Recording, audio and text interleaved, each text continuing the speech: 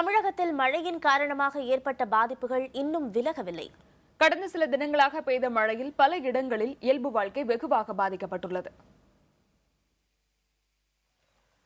தருமபுரி மாவட்டம் பாப்பிரெட்டிப்பட்டி அருகே பிராங்கி நகர் பகுதியில் மழைநீர் தேங்கிய பள்ளத்தில் விழுந்து அதே பகுதியைச் சேர்ந்த 3 சிறுவர்கள் உயிரிழந்தனர். அங்கு ஊராட்சி மைய கட்டட கட்டுமான பணிகளுக்காக தோண்டப்பட்ட பள்ளத்தில் மழைநீர் தேங்கிய நிலையில் அங்கு விளையாடிய கோகுல்ராஜ், செந்தில், பிரவீன்குமார் ஆகியோர் உயிரிழந்தனர். பராமரிப்பு இல்லாதனால இப்போ மழை பெஞ்சதுனால அங்கே தண்ணி தேங்கி நின்றுருந்து தடத்தோரத்தில் பாத்ரூம் குழி எடுத்து விட்டு இருந்தாங்க. அந்த பில்டிங் கட்டியிருக்காங்க. அந்த குழியில் தவறி 3 பிள்ளைங்க விழுந்து இறந்துருச்சு. அந்த ஆழம் பார்த்தீங்கன்னா 1.5 ஆழம் குழி இருந்தது. அதுக்கு எந்த ஒரு பாதுகாப்பும் இல்லாமல் திறந்து வெளியே வச்சிருந்ததுனால இந்த சம்பவம் நடந்திருக்குங்க.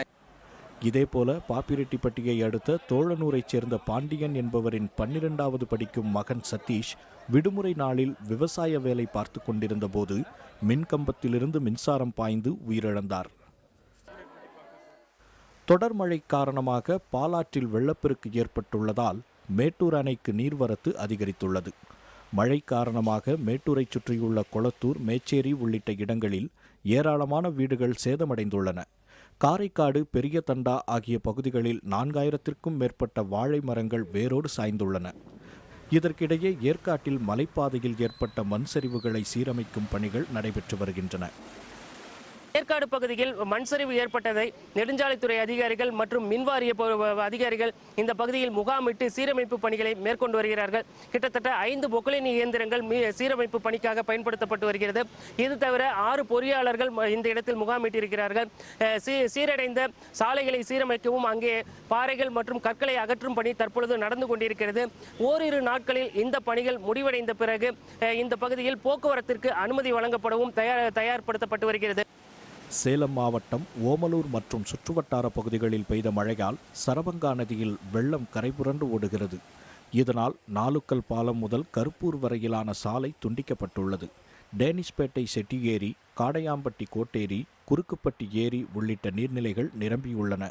தொடர் மழையால் இப்பகுதியில் 20 வீடுகள் இடிந்து சேதமடைந்தன. பெரம்பலூர் மாவட்டத்தில் கடந்த 4 நாட்களாக பரவலாக மழை பொழிந்ததால் பல ஏக்கரிலான விளைநிலங்கள் பாதிக்கப்பட்டுள்ளன. எளம்பலூர், அரும்பாவூர் பகுதிகளில் புடலை, பாக்கு, வாழை மரங்கள் காற்றிலும் மழையிலும் சேதமடைந்துள்ளன. புடலை போட்டிருந்தோம், ஒரு 1/2 ஏக்கர் போட்டு நல்லா இருந்தது. இப்போ பிளாட் பந்தல் போட்டு நல்லா பண்ணிகிட்டு இருந்தோம். இப்போ செடி நல்லா பூவும் பிஞ்சும் காய்ப்பு திறனில் இப்போ மழை வர்றது டிவியில் சொன்னாங்க. இருந்தாலும் இயற்கையாக ரொம்ப காற்று மழை அடித்ததில் பந்தலோட எல்லாம் விழுந்து காயெல்லாம் வீணாக போய் இப்போ நஷ்டமாயிடுச்சு.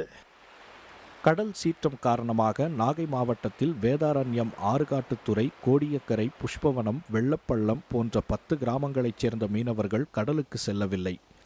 ராமநாதபுரம் மாவட்டத்திலும் ராமேஸ்வரம், பாம்பன், மண்டபம், கீழக்கரை, தொண்டி உள்ளிட்ட பகுதிகளிலும் மீனவர்கள் கடலுக்கு செல்லவில்லை.